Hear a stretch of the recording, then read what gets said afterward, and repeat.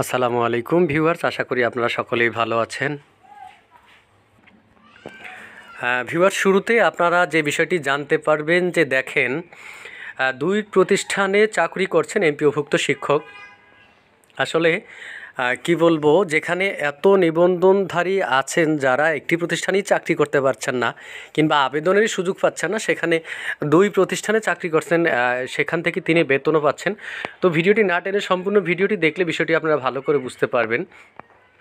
কুড়িগ্রামে আলিয়া ও কামিল মাদ্রাসার অধ্যক্ষ ও এক শিক্ষকের বিরুদ্ধে গুরুতর অনিয়মের অভিযোগ উঠেছে। মাদ্রাসার তথ্য ও যোগাযোগ প্রযুক্তি অর্থাৎ আইসিটি বিষয়ে নিয়োগপ্রাপ্ত প্রভাষক বাইজিদ হোসেন প্রশিক্ষণের নামে ছুটি নিয়ে Saidpur cantonment public school and কলেজে কর্মরত রয়েছেন।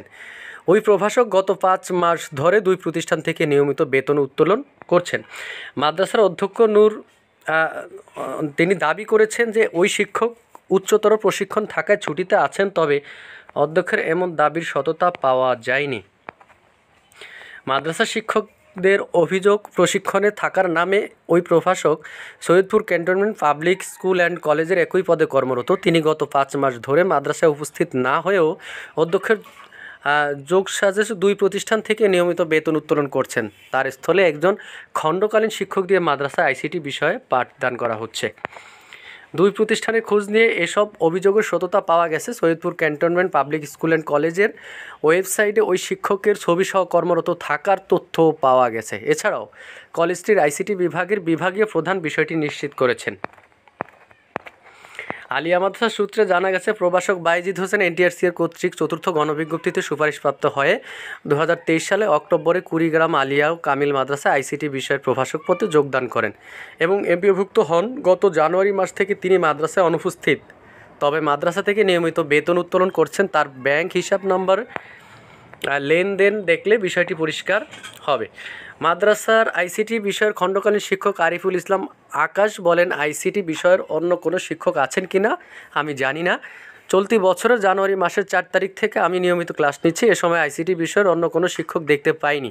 এই ব্যাপারে অধ্যক্ষ স্যার ভালো বলতে পারবেন। মাদ্রাসার একাধিক শিক্ষকের সঙ্গে কথা বলে জানা গেছে, প্রভাষক বাইজিদ হোসেন অধ্যক্ষ নূর বখতের সঙ্গে লিয়াজু করে একই সঙ্গে দুই প্রতিষ্ঠানে কর্মরত। অর্থাৎ দেখেন যে প্রভাষক বাইজিদ হোসেন অধ্যক্ষ নূর বখতের সঙ্গে লিয়াজু করে একই সঙ্গে দুই প্রতিষ্ঠানে কর্মরত।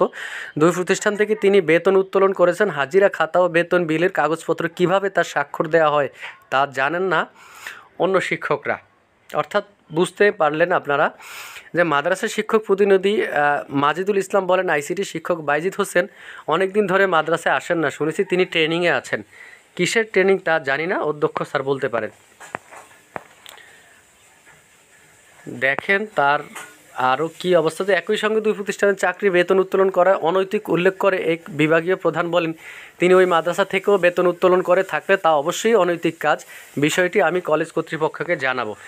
জানতে চাইলে অভিযুক্ত প্রভাষক বাইজিদ হোসেন বলেন, মাদ্রাসা অধ্যক্ষ স্যারের সঙ্গে কথা বলে আমি 30 জুন পর্যন্ত প্রশিক্ষণকালীন ছুটি নিয়েছি। আমি যেখানে আছি সেটি এমপিওভুক্ত প্রতিষ্ঠান নয়। এমপিওভুক্ত শিক্ষক হয়ে অন্য কলেজে নিয়োগ নিয়ে উভয় প্রতিষ্ঠান থেকে বেতন উত্তোলন কতটা বিধিসম্মত, এমন প্রশ্নের জবাবে বাইজিদ দাবি করেন তিনি 1 জুনে আলিয়া মাদ্রাসায় ইস্তফা দিয়েছেন। এতদিন তিনি যে বেতন উত্তোলন করেছেন তা নিয়ে ফেরত দিতেও প্রস্তুত আছেন, তবে তার ইস্তফা দেওয়ার দাবির সততা পাওয়া যায়নি।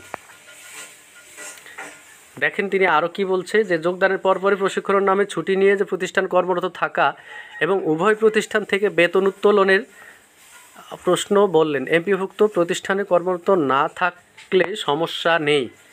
জেলা প্রশাসক ও আলিয়া কামিল মাদ্রাসার গভর্নিং বডির সভাপতি মোহাম্মদ সাইদুল আরিফ বলেন, এটি গুরুতর অনিয়ম, বিষয়টি তদন্ত করে বিধি অনুযায়ী ব্যবস্থা নেওয়া হবে।